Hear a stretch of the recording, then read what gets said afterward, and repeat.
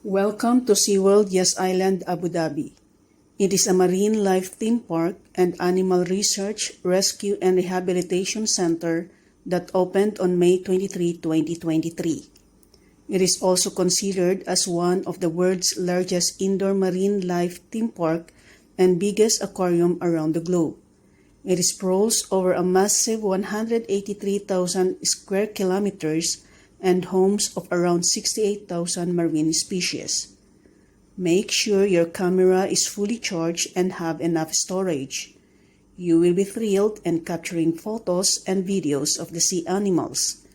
And of course, taking your own photos and videos. Don't forget to ride in the Manta Coaster and explore the ocean life and Hypersphere 360 degrees. Enjoy!